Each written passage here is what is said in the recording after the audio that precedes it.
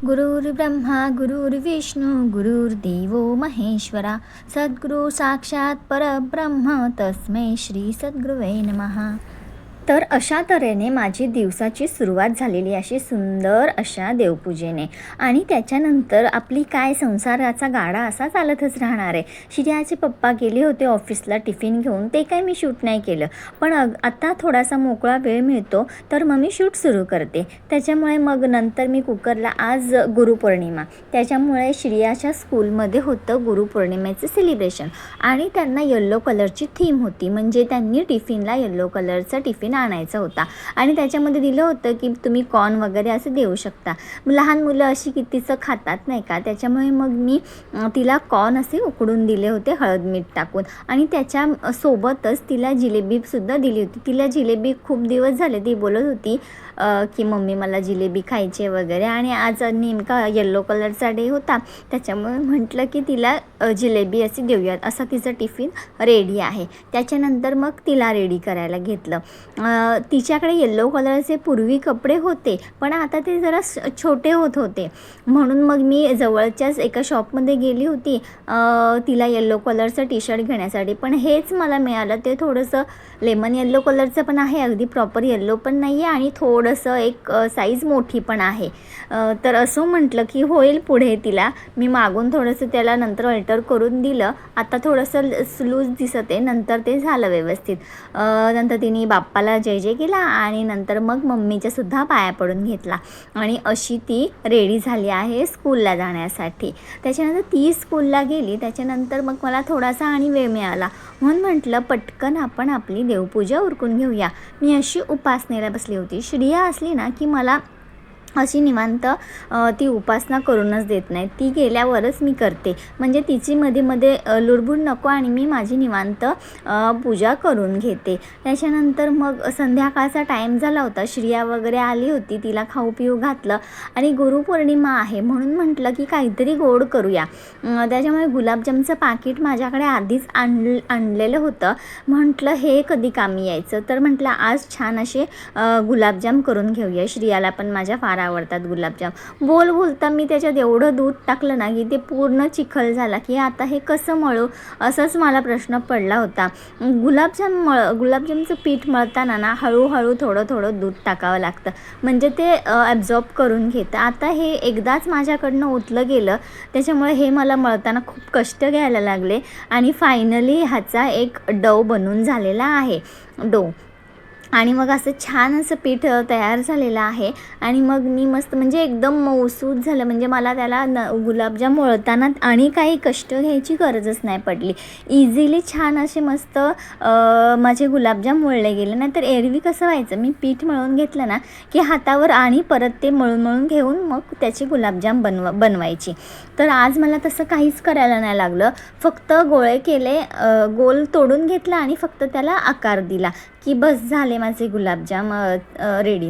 आणि मग नंतर घेतला मी पाक करत, साखरेचा पाक करत घेतला आहे। ह्या वेळेस मी असं केलं की दरवेळेस मला पाक कमी पडतो, म्हणून मी हे पूर्ण अर्ध पातेलच जवळजवळ घेतलं आहे पाणी, आणि त्याच्यामध्ये हे 1.5 ते 2 वाट्या मी साखरेचे जे झाकणाच्या वाट्या आहेत त्या मी पूर्ण टाकणार आहे, आणि छान असा गोडपणा यायला पाहिजे, आणि ते सगळ्याला पुरलंसुद्धा पाहिजे, अगदी पचकेसुद्धा ते गुलाबजाम, म्हणजे त्या गुलाबजामना काय अर्थच होणार नाही की ते त्याच्यात साखरेचा पाक, म्हणजे साखरेच्या पाकामध्ये साखर कमी असली तर त्याच्यामुळे मग छान असं साखरेचा छान पाक करून घेतला आहे।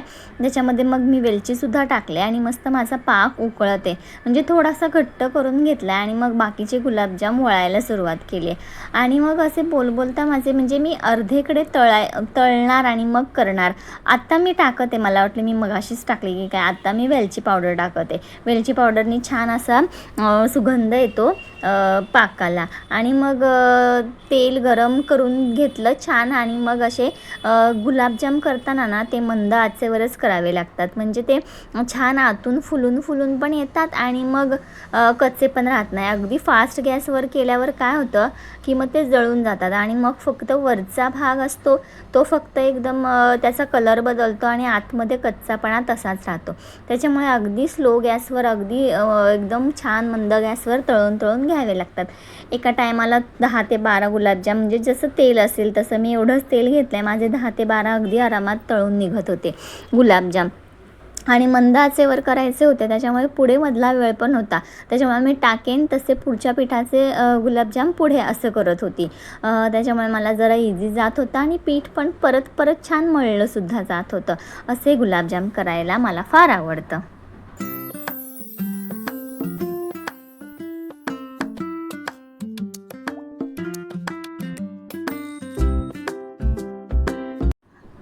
आणि हे गुलाबजाम म्हणजे श्रिया घरात आहे, तिची अशी मध्ये मध्ये लुडबुड चालूच आहे.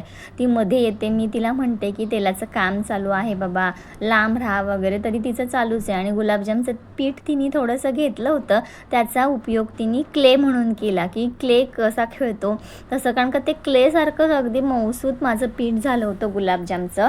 आणि मग असे तळून त्याचं जरा तेल निथळून डायरेक्ट मी आता पाकाचा गॅस बंद केला आहे, डायरेक्टच मी तळलेले गुलाबजाम छान पाकामध्ये टाकून घेत होती. आणि मग असे छान ॲब्झॉर्ब पण होत होतं गुलाबजामला पाक, आणि मस्त टम्म असे फुगून येत होते. आणि मग मी एका साईडला काय करत होती की ते पाकात एक बॅच टाकली, दुसरी बॅच होईपर्यंत ते पाकात ठेवत होती. आणि मग दुसरी बॅच तळून रेडी झाल्यावर मी आधीची पाकातली बॅच काढून मी म्हणजे वेगळ्या डब्यामध्ये वेगळी करत होती. कारण का मग अगदीच टम्म फुगतात आणि मग ते नरम होऊन जातात गुलाबजाम म्हणून.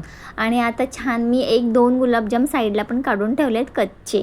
आणि त्याच्यानंतर मग मी हे असे सर्विंग बाउलमध्ये आता गुलाबजाम सर्व करते, देवालासुद्धा नैवेद्य दाखवायला आणि तुम्हालासुद्धा सगळ्यांना दाखवायला.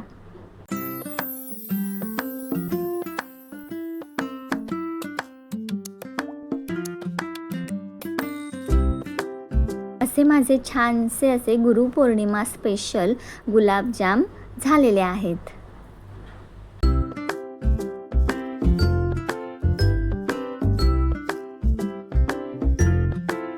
त्याच्यानंतर मग मी जे केलेले गुलाबजाम होते ते मस्त बाप्पाला नैवेद्य म्हणून अर्पण केले. आणि मग श्रिया पण बघते मम्मी काय करते, देवाला दाखवले. प्रत्येक गोष्ट अशी गोड जी काय होते ते मी देवाला दाखवून घेते. आणि मग जे मी ठेवलेले मगाशी 2 गुलाबजाम सुके सुके होते बिना पाकातले, आणि ते असे मला गुलाबजाम खायला फार आवडतं. खूप छान लागतात, क्रंची, म्हणजे अगदी क्रंची झालेले असतात आतून आणि बाहेरून, आणि आतून असे छान नरम. तर मी खाऊन घेतला. कोणाकोणाला असे गुलाबजाम आवडतात मला नक्की कमेंट करून सांगा. आणि त्याच्यानंतर आपला नॉर्मल जो काही गुलाबजाम होता तो सुद्धा खाऊन घेतला, तो पण फार छान झाला होता. त्याच्यानंतर माझी श्रिया इथे असं काही ना काहीतरी करत बसलेली असते, आणि तीच मला बोलून आली, मम्मी काय मी करते हे माझं जरा व्हिडिओ कर. मी पण करून घेतला, तेवढीच एक आठवण. व्हिडिओ कसा वाटला नक्की कमेंट करून सांगा. आपल्या चॅनलला अजून सबस्क्राईब केलं नसेल तर नक्की सबस्क्राईब करा. बाय.